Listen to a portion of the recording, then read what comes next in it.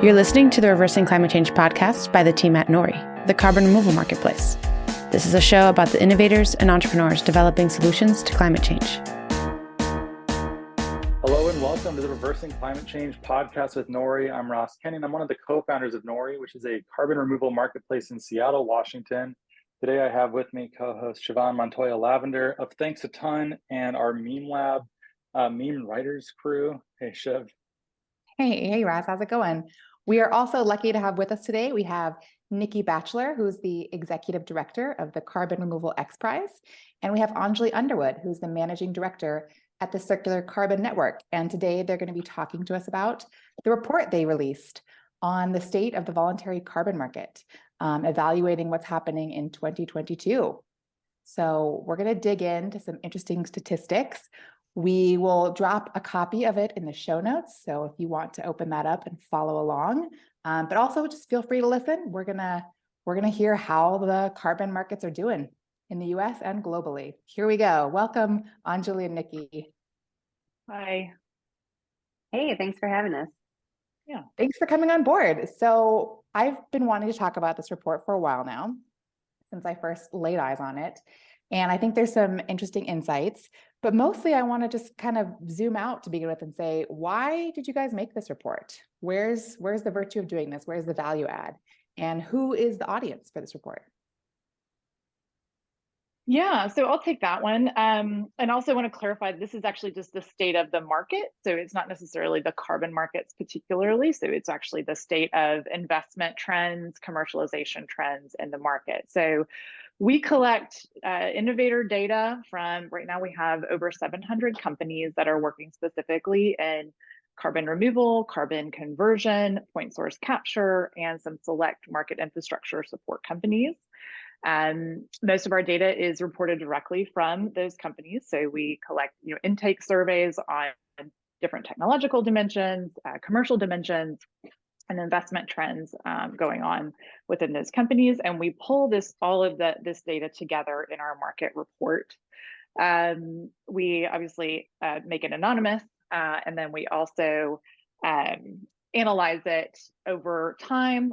This is our third annual market report, so we do have the vantage point of looking back, which is always very interesting.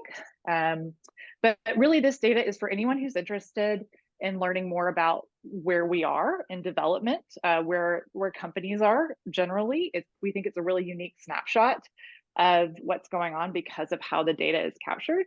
And not sure there is many other primary sources of data collected in the same way that we have been doing so. So, and also we'll say that one of our other side of our mission is to increase investment in the space. And so we do that by collecting data on live deals from these innovators. And we're targeting basically investors, corporates that are looking to grow and invest in the space. So. You mean deals both in like VC deal flow, funds being raised, equity, debt, and then also like big purchases, all of those things together? Not necessarily purchases, but yes, everything else that you've mentioned. Yeah. And philanthropy as well, alternative sources of funding as well is captured in this data. Yeah, and I think the kind of trends over time are really interesting. And so I guess one of the first questions would be, what are you most surprised by this year compared to last year? Because you have, 2021 data, we're looking at 2022 data. A lot's happened in 1 year, which I think, I sound like a broken record in the carbon removal space when we say that, because it's constantly lots happening. But really, you can illustrate that there was some big changes. What surprised you guys?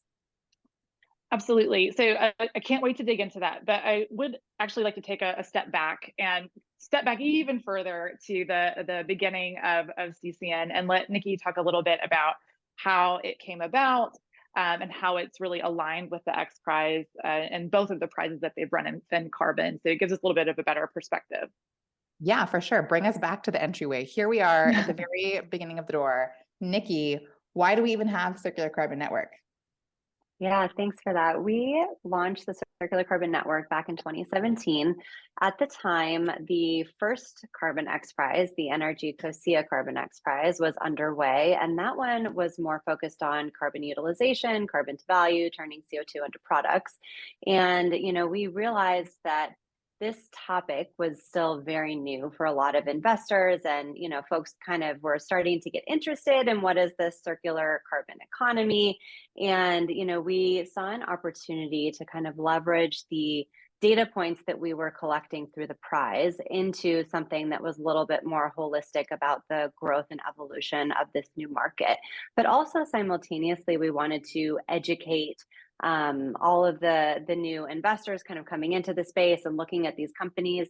We also had a direct interest in helping our teams competing in the prize raise money at the time, because they were really struggling to build these first of a kind demonstrations and in all different kinds of markets that they were working on, the different products that they were developing. And so we started kind of digging into this topic and gathering data and started figuring out like where might be a place for CCN to play. And so the first few years was really like just trying to bridge that educational gap. We were trying to put out, background content and research on the space, and it kind of evolved into what we have now, which is a series of databases or indexes where we collect information on innovators. We have an innovator index, which really features all of the startups working in the space. And as of the most recent report, we have, over 700 innovators represented, which is amazing. And then the capital index also profiles all the different investors that are now like actively getting into the carbon tech scene. And so we are really trying to expand the scope and mission now that we have the XPRIZE Carbon Removal, which is a $100 million competition funded by the Musk Foundation. And we've really tried to bring in all the carbon removal data and layer that on top of the kind of carbon tech utilization data. And so it gives a nice holistic picture of how both of those markets are evolving. I feel like I hear very little about carbon to value as a category within the world of carbon removal. Are my ears just sealed up somehow, or are these sort of in parallel, but there's less intersection than maybe one might expect as an outsider? Yeah, it's a great question. I mean, we definitely are still kind of tuned in to the carbon to value space because we started there. That's kind of where our first prize originated. But I think the carbon removal conversation has really kind of taken a little bit of a turn where that is less of the focus right now. And so I think, some folks are able to kind of hit both categories, depending on how your approach, is removing CO2. So our first prize focused on point source capture. So that's not really carbon removal from the air or the oceans, which is the focus we have now on the current prize. And so that's an important distinction to think about. Where is the source of CO2 coming from? And then the other important distinction is, where is the CO2 going? How are you storing it durably? Is it, being re-emitted, after fuel is being used, or is it being stored durably in concrete potentially? Like that one maybe is hitting both categories in the mineralization side of carbon removal, but also the product side. So I think, there's overlap, but there's also a lot of distinction. So it depends what segment of the market you're looking at. Yeah, I liked though that you really collected data from all portions of this kind of what we think of as carbon capture, carbon removal space. And as much as sometimes we try to distinguish and separate the two industries, there's so much overlap, whether it's technology or storage or even just the people working within the industry. So I thought it was valuable to see a report that really was speaking to both, but then obviously, every graph has CO2 removal, CO2 capture, separated. How do you think that's been received by the carbon removal community in general? Because there is kind of this dichotomy of like, how integrated are these two communities? Yeah, I mean, anecdotally, I'll just share, and Ongeleigh, you can maybe speak to the specific kind of breakdown of the market segments, because that's interesting that we have that data now.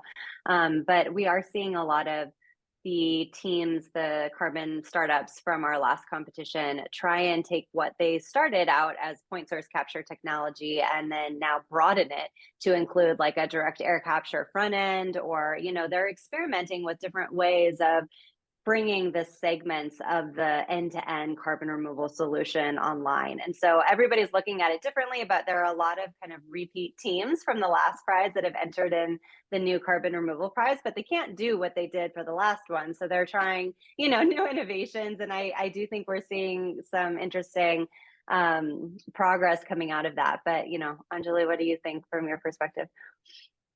Yeah, absolutely. I mean, I think we've spent a lot of time over the last year and a half, 18 months or so, integrating carbon removal into our index questions and our intake survey, and then really specifically targeting carbon removal, because again, the origin of the indexes was really in utilization. So we've just seen a huge jump in responses of folks specifically working on carbon removal. But we also saw about 180 of our 700 are pursuing more than one solution type. And most of those are doing both removal and conversion. So you're seeing a lot of mixing as well. Within the same company, they're developing removal tech and carbon to value tech at the same time? And Wow. yeah, well, they're essentially classifying their solution as such. Do you have an example, or maybe even a couple examples of companies like that? No, I'd say like a lot of the companies that are looking at concrete, carbon cure is in both competitions. Yep. So they're kind of looking at, okay, what does it look like to go from point source into, DAC partnerships with Heirloom and Carbon Cure. Heirloom and Carbon Cure had that great announcement recently. They're a good example. There's kind of a lot in that realm. If we want to go deeper, we can. I don't know how long you want to talk about this. Well, I don't know how it's going to change, because I mean, the long running, one of the oldest Nori pieces of wisdom that we picked up from an early advisor was that no one really wants to buy a barcode, and the risk of doing anything within the world of offsets or carbon assets is people are just buying like an intangible feeling and or a mark on a balance sheet, and that it really doesn't feel as good as you might want it to.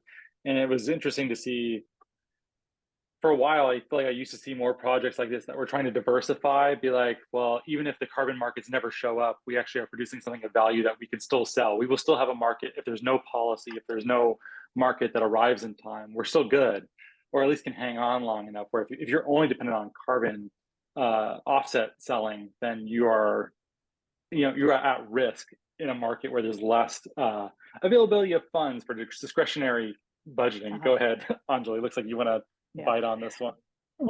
Well, I mean, this was something that I was thinking about. You said, what surprised you the most? And that was one of the things that did surprise us most is that over half of the companies that we surveyed are split on revenue. So half are making a physical product and have that revenue stream. Wow. And the other half basically don't. And additionally, we did see about 160% jump and increase in responses of folks really targeting the carbon market as their target customer. So yeah, it does play out. I'm curious to see, like, from your perspective, how the XPRIZE's announcement of this new XPRIZE, not the Koji XPRIZE, this current one, how that impacted that jump. Because I noticed one place in your report, you talk about, you went from 35 countries to 55 countries represented in terms of teams competing. And that it's interesting that it coincided with this prize. And there was a belief that, this prize actually increased the number of people participating. Anecdotally, I certainly think that's the case. I remember the week after the prize was announced, Tito Jankowski of Air Miners said that he was inundated with applications to join Air Miners, that there was just suddenly a massive spike that could be attributed to nothing besides the announcement of the prize. And so how do you feel about your role in expanding, CDR startup project developers? Well, I think we feel great about it, if it's actually true. I mean, that was the whole goal of the prize to begin with. The purpose of using an incentive prize model was really to increase the amount of carbon removal supply that existed out in the world. So that's kind of our primary guiding force. And, we're seeing the numbers coming in that show that. It'll be interesting to see how it kind of evolves over time. But right now we have over 1,100 registered teams in the competition. I think it's from over 85 countries is the count right now. It's amazing to see kind of that volume, but also we know that the real number of projects will be smaller than that, but we're still kind of waiting to see like how it plays out, because all of those folks basically raised their hand and said, I want to take a stab at this. They signed something called a competitor agreement. They joined the competition. And so they're like, technically all signed up and ready to go. But now they have to build a physical demonstration. So they have to remove 1,000 tons of CO2 next year, basically. And so the competition is still open, which a lot of people don't realize. You still can register and throw your hat in the ring for the remaining $80 million that's on the line. And September 7th to 2023 is our deadline for that. At that moment is when we'll really get a sense of how many physical projects are being built in the world, because teams have to submit something called an intent to compete, which will give us like the latest details about what is your project, where is it going to be, how much progress have you made. It's kind of like the precursor submission to the real submission that happens next February. That's like a deep technical data set that the judges will review and pick our 20 finalists that we work with really closely next year. So I think, you know, we always make bets on our side, like how many people will make it to that point. And we hope it's still, you know, within the hundreds of real demonstration projects that are up and running and moving. I think one of the challenges with the whole kind of competing in the prize and also building your business is like the timelines don't always align 100%. And sometimes companies do have to make choices about, you know, where they put their money and how they construct their timelines. And so that knocks a few people out of the competition, just like logistically speaking. And, you know, things outside of people's control sometimes get in the way too, like permitting delays. That's a really big topic of discussion right now in the US, especially. And then also things like supply chain delays, like some things like that might be hindrances to really strong companies and teams. So I think we try and take a industry-wide approach, like looking at the cohort. The prize is about accelerating the whole industry. It's not about just focusing on a winner. So everything that we've been doing in the background, things like the Circular Carbon Network report, work that we're trying to do to advance environmental justice, all of these things are really trying to move this space forward broadly. I love the approach in general. I think it's really inspiring. I think it's encouraging to people to have a contest like this. It makes me think whimsical thoughts too. I remember reading that the ancient Greeks had invented a steam engine. They like put fire underneath a brass container with water, and it had like two spouts on it, and the steam would just spin it around. But they never figured out how to hook it to like a locomotive device to turn it into anything.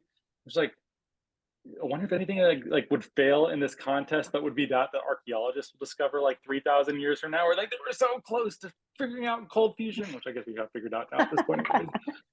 That's a kind of whimsy though, that a contest like this, invention based, makes me think. I think that's a really important communications tool. Like it's inspiring. That's just me saying nice things about you. I'm glad that you exist and are doing this. No question. I mean, just thumbs up. Well, I think you're right though, that many things like might not pass muster right now, but they might be huge inventions 5, 10, 15 years from now, and they just needed more time, more investment to get them to the place they needed to be, more research, you know. So hopefully some really great stuff will continue to come out the back end as well. Yeah, because, you know, there's a lot of kind of OGs in this space that probably signed up on day one, right? They're like, yes, we are already doing this. This fits with our manifesto. But then there's all these smaller teams that maybe just have an idea, and, you know, yeah, they might get knocked out in this next round because maybe they're not at a stage where they can remove 1,000 tons, but maybe they're at a stage where they could remove a first 100 tons, you know, and maybe they go on to become something because they had the initiative to start this, to compete in the prize. So I think that's also kind of very catalytic in these formats. And I'm excited to just see, I hope there's a way to track these teams over time, you know, like even the ones that don't end up competing or winning, I would love to just see like where everyone is 5, 10 years from now. You know, I think that could be really exciting. So what do you guys think? What do you guys think about the teams you have in terms of the context of this report, to kind of bring it back to the report? You know, in terms of the breakdown, first of all, I felt like DAC is just having a moment right now. So should we talk about DAC? Yeah. Both policy-wise, both technology readiness level-wise. Do you guys see DAC as like this big big behemoth in the industry, or how do you view it? Yeah, I mean, well, it's not about how we view it, right? It's what the data shows, and what we're seeing is that DAC does have the most amount of rounds out there. I think we're looking at somewhere around 44 deals, just with what we're tracking organically, and just want to double down on that. Like this is an organic collection. We do some research as well to supplement it, but I'm not going to say that we represent 100% of the industry. But yeah, DAC is raising 44 deals. Like one company might have multiple series deals within it, and it's not 44 companies, it's 44 deals, right? Am I correct? 44 deals, but that's mostly represented per company, mostly for the most part. Yeah. Okay. Sorry to interrupt, but yeah. Okay. Yeah. No. Yeah. Totally. And yeah, so they're raising the largest amount of rounds and have the total deal value, what we tracked at 1.2 billion. So yeah, they totally are having a moment. What's next after them? Oh, sorry, go ahead. So DAC and land ecosystems are about actually head to head, maybe 1% less on land ecosystem solutions.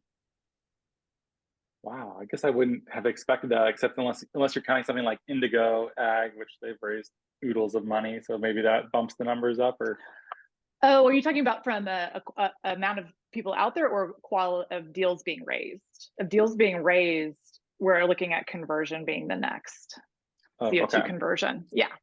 Well, then wait, what was I asking about then? Oh God, is this too confusing at this point? Do we need to start over? Wait, in what way is land second to DAC? In which the amount of people out there that are looking to provide that solution. So I think it's 39% DAC, 38% land ecosystems. Mm-hmm. Like the number of companies in each of those categories. Yeah. Yes. This all gets very confusing very quickly, so it's fine. We're used to this. Interesting though, like the total deal value of DAC is much higher than land. It is. Mm-hmm. Mm-hmm. So that's just again, like DAC taking the top spot there. I mean, what is it? Double? Mm-hmm. I mean, they got tubes. Their stuff looks like oil refineries. I feel like that stuff just looks like money, right?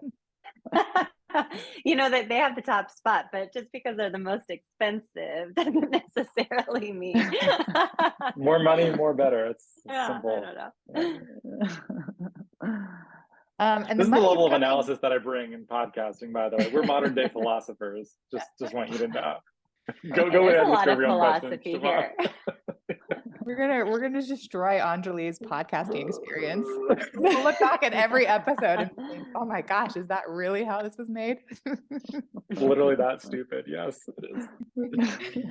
I'm curious about like the sources of this capital. So obviously, like DAX, has a lot of high value deals going on. But I think something that's really interesting is especially between 2020 and then 2022. Not just the amount of money, because we all know that like way more money has gone into CDR and carbon capture, but the sources of the money. So we have corporate equity still leading the way, for as many years as you've been tracking this. But the fact that philanthropic funds really went up, and also government funding. So what do you think that means for the ecosystem? Absolutely. Siobhan, you're really touching on all of the top points that I had pulled out for this podcast. You're doing it organically, so that's great. Yeah. And so, alternative funding in general has increased. We see about half of all reported capital raised to date is that alternative funding source. So that includes founder or self-funded capital, family and friends money, philanthropic, government, at about half of the funding that we're seeing being recorded. Specifically, grants almost doubled in response, and even angel and institutional as a reported source of funding did drop off just slightly. I wouldn't have expected philanthropic money to be gone up. I guess because I don't hear that much about that relatively. I think VC, just like venture-backed companies, suck a lot of the oxygen out of the room, and then the policy advances too. But what should we be keeping our eyes on for philanthropy, and how is that maybe changing things and having new incentives in the mix? Yeah, and I mean, Nikki might have a take on this as well, but I think you're generally seeing philanthropy getting more and more into the scene and getting more into the mix and adding on arms to their funding strategies to play in the climate space. I think you see that reported from the innovators as well. Nisha Merchandani was on the podcast a couple months ago and mentioned, what was it, Ross? There's like $1 trillion or something. It was an astounding number of philanthropic dollars that are just sitting, waiting to be spent, and unlocking the capacity of philanthropic funds could have a huge impact. And she had some interesting thoughts about like why we're not doing that or how we could do that better. But the reality is that those funds are there. And I wonder how much of this is just like, how much do philanthropic funds need to go to like something cool and buzzy and something that you can put on a brochure? And is CDR there? Will it ever be there? What do you guys think are like the hurdles to funding that you're seeing in these reports? Yeah, it's a great question, because I think there are a number of different sources that we're seeing of philanthropies that are trying to put money into carbon removal. I don't have the exact percentage right now, but I know that Climate Works Foundation does track this, what percentage CDR is of overall climate philanthropy, and it's still very low. So philanthropy for climate, I think, is definitely increasing, but the CDR component is still like a little bit newer here. And so you're seeing folks like Climate Works Foundation, the Chan Zuckerberg Institute, Grantham, all of these different philanthropies that are getting into the CDR space.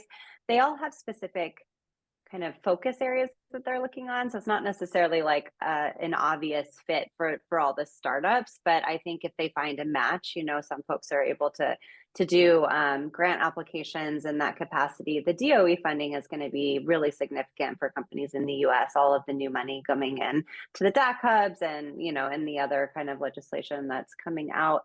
So I think definitely keeping an eye out for that. I think a lot of US-based companies are really trying to figure out how to access all of that money. I don't know, Ongeleigh, what else would you add? Anything from the philanthropy side? No, I would say it's definitely on the smaller side of what it is that we keep our eye on and what we track. I mean, we mainly are focused on that VC and institutional investment angle and deal data. So we want to continue to track that in a more concise way. So that's certainly one of the agendas for this year coming up. So any funding source is going to distort in a similar kind of way. Like I think venture-backed companies, they all have investors who are looking to make exits at some point or to recoup a lot of money. And that means they're attracted to software deals that are sort of infinitely scalable. They want things that are going to eat the world, as the expression goes. I'm wondering if there are similar kinds of distortionary pressures based upon public funding, government funding, and philanthropic dollars. I don't know what they are. I'm sure they have interests that they probably want to carry out through their investments, but I don't have enough experience to know what those might be. Do you think there's anything there, or is this a question you might not even have an answer to? Yeah, I mean, I think it's true both for kind of sources of government funding, but also corporate buyers who are willing to pay exorbitant amounts per ton right now. And it's, almost like a blended strategy of part of that is like a philanthropic kind of mindset, even though it's still purchasing tons. But if you're going to spend over $1,000 per ton, that is still distorting the market. I was having some interesting conversations with folks at the Carbon Unbound conference last week in New York, and people were kind of musing around like how helpful that is or how distortionary it could be as the market is starting to evolve, because it's so necessary right now. Because in order for anybody to be getting these early next gen kind of DAC companies off the ground, like that is the price it is going to cost, and those companies need to raise significant capital to get their first of a kind pilots up and running and to bring down the cost curves as they start to scale. But also, what does it mean, that we are buying tons at, between, I think it's like $500 and $1,800 the recent Frontier purchases were. So it's a hefty price tag still. And not everyone, well, most people are not willing to even entertain that. And so what is the next generation of corporate buyers that are going to come onto the scene, and what is their kind of cost appetite going to be is a big question right now. I think there's a lot of different angles to this topic itself. What Frontier and Stripe and Shopify and all those folks have been able to do is incredible for the carbon removal space. It has gotten a lot of companies to where they are to be able to continue in these early years.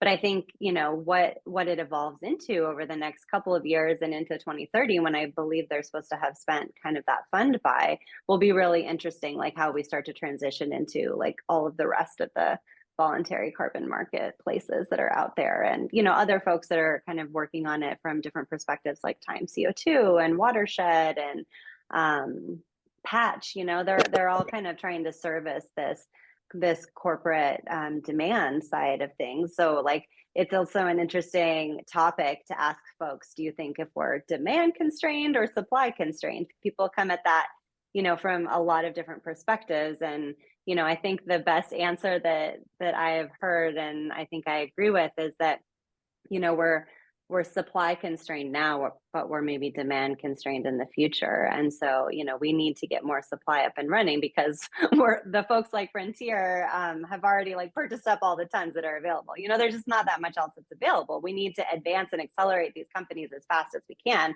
but simultaneously we need to convince all these future buyers to get into the market and start making commitments now for the future. Because if they just wake up in 2030, 2040 and are like, I want carbon removal now, it may not be available. So that's the incentive for companies to get involved earlier. Also wonder what happens given that once, like right now, companies that do carbon removal are seen as industry leaders and super cool brands. But what happens when enough companies are doing it that every additional company doesn't get really any brand value from doing it? It's like the valley of death of PR. Like, when does that happen? I think it's a couple of years away, but it's like the more that it grows, the less value investing in this derives for a company. Scary. Well, there's the PR angle, which definitely gives folks value, but really we're also talking about like, how are companies going to meet their net zero targets? And so there's a big push right now to think about maybe the concept of twin targets, and how do we make sure that carbon removal has its appropriate place in the kind of broader conversation next to mitigation and reductions. And it's kind of had a moment in the last year or two, carbon removal. It's like everybody just has heard about it and excited about it, and the momentum has been growing. But also we don't want that to be at the expense of all of the critical like other climate action that needs to happen immediately now. And so thinking about them in tandem is important as well. Yeah, it's curious that you say that, because I feel that way a lot too, that everybody knows about carbon removal. It's kind of the buzz topic. It's the hot new technology. But then, and I'm sure I've said this on the podcast before, the second I step out of like my climate bubble, I realize that no one has heard of carbon removal. No one knows what it means. And if they think they know what it means, they think it's a bad avoided forest credit, or they think it's a bad, I would actually argue there's a lot of knowledge gaps in carbon removal for the general public. And I think that probably the XPRIZE has actually played a significant role in disseminating information around what carbon removal is and what it means to compete in this prize and what the goals of this prize are.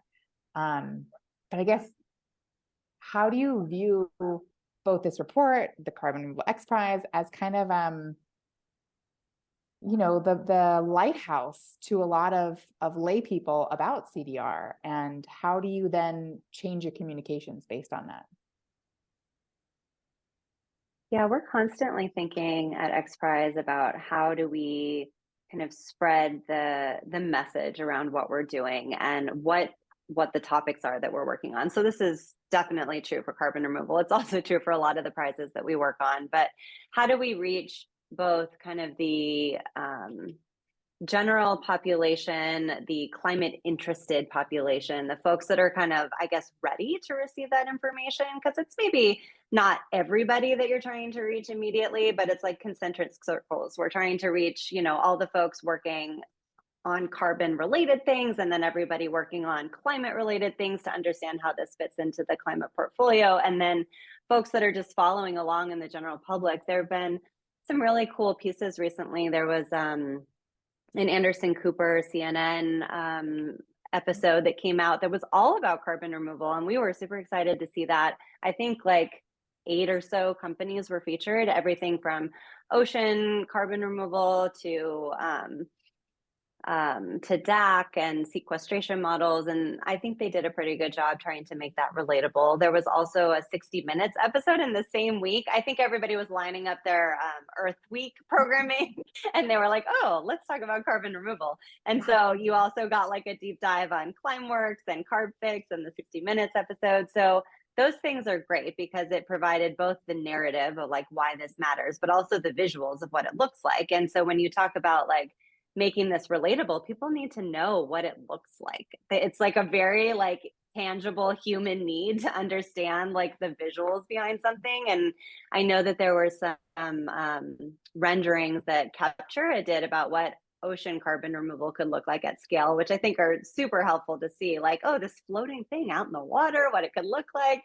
There are some other projects we've been talking to where they're like trying to build into their like community engagement strategies, like site visits and tours from like community members to just pop in and be like, I want to walk through and see what this looks like and ask questions. Like, how do you build comfort and answer questions? Like all of that is part of your kind of like engagement and environmental justice strategy, and like thinking about like, what does it look like to kind of bring people along with you? I am waiting for like the YouTube series on carbon removal that you like, that's like, I watched this tiny house. I have no desire to live in a tiny house, and yet I'm compelled to watch these like tiny house YouTube shows. And there's like this New Zealand guy that goes around and looks at the people's tiny houses. And now I feel like so informed, so personally connected to tiny houses somehow. And it's how do all you have time for this, and I'm like, how do I, man? Lunatic. Maybe you sell them on the side. My startup. It's like, I don't know, it's my junk TV or something, but I'm waiting for that for carbon removal. I think exactly what you say, Nikki, like bringing people inside and making it seem real and tangible, because I was talking to Peter Oliver, who said, it's not that carbon removal is intangible. It's incredibly tangible to the people that are doing it. Like shipping oil on bio oil or something is very tangible. Like touching biochar is very tangible. It's intangible, unfortunately, to the customer. Oftentimes when we're talking about the credit revenue streams, not the goods revenue streams.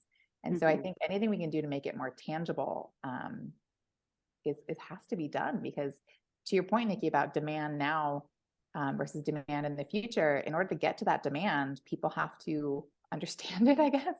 Yeah. Start at the very basics of understanding it. We have this report helps with, for sure. I think this report is helping me understand kind of where the market is. How are you getting, you can finish your sentence if I interrupted you, but how are you getting this report in front of investors was a big question I had, because you have a whole investor section.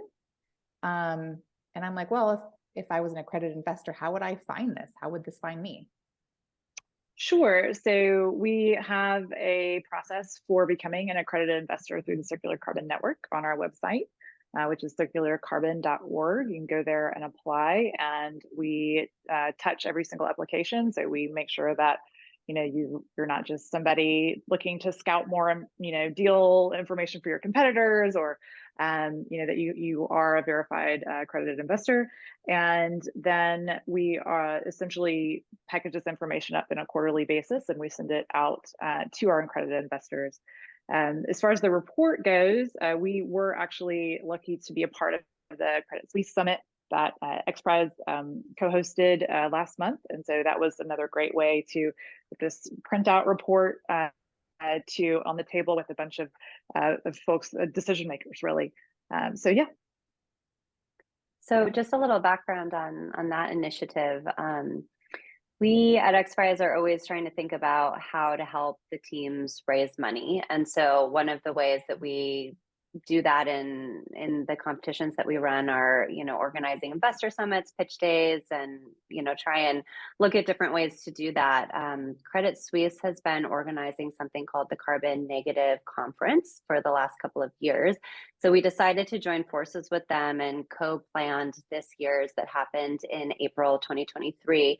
And it was a really great convening of over 100 carbon removal companies and several hundred investors. I think it was around 300 investors that were in attendance who were all interested in getting involved basically in the carbon space. So folks that were both already actively investing and kind of had been sitting on the sidelines and waiting to get in. So we brought all the data with us from the Circular Carbon Network report and kind of made that available to investors to give them the market landscape. And then we also tried to develop like deep profiles of all of the competitors in the XPRIZE carbon removal, like an investor prospectus book for all of them to like flip through, like, oh, I'm interested in DAC, I'm interested in biochar. And you can go and find people and be like, oh, they're at Series A, Series B, like who's a match for me? And so it was a nice mashup of, I think 600 people came to the event and over 1,400 one-on-one meetings took place, which is kind of a unique format for an event. So it was basically like a massive speed dating between investors and carbon removal companies. So, you know, it's a new way to try and get all of that information out there and continue building relationships between the startups and the capital community, which they all desperately need. Yeah. What do you guys think you're going to see next year? What do you have your eye to most for next year's report? Like, where do you think the biggest changes are going to be? I think there'll be an increasing jump in the carbon removal segments because just practically speaking, I think, you know, I mentioned we had 1,100 teams registered in the competition. All of those are not represented yet in the Circular Carbon Network database because a lot of them were still like early initial idea stage. And so we try and have folks that move into the Circular Carbon Network database be like more established companies with like a website up and running and like starting to raise money. And so I think a lot of companies will maybe be able to transition over into that real stage of like forming their companies. We represented the top 287 qualified teams from the milestone round of the competition on the CCN indexes. So we have those folks all in the data set. So just to be clear, like of the 1,100, 287 definitely all went into the CCN databases. So I think that next year we should have another bump of an increase in carbon removal companies that are on there. So I think you're also just seeing an explosion of new companies in that space, I think more so than like the C2V companies, but that's kind of my guess. I don't know, Ongeleigh, what you would add. Yeah, I would agree with all of that. I would also say I think it'll be really interesting to see how the overall market dynamics this year affect circular carbon and carbon removal in general, whether we continue to see just the booming investment that we've had in the last 2 years in this space, see if it continues or if it starts to maybe level out as well. So I think that's something I'm really going to be keeping my eye on. Well, great. Well, we appreciate you both being here. Link is in the show note. If you'd like to go and read the report, you absolutely should. It has a lot of great insights. It's very much what people are talking about right now. Thanks for being here, all three of you. Yeah, thanks for having us. Yeah, great talking to you guys today.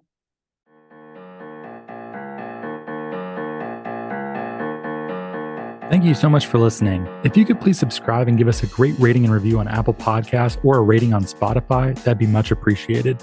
It helps us get our content out to more people. You can sign up for our newsletter at nori.com, follow us on social media, and we will catch you next time.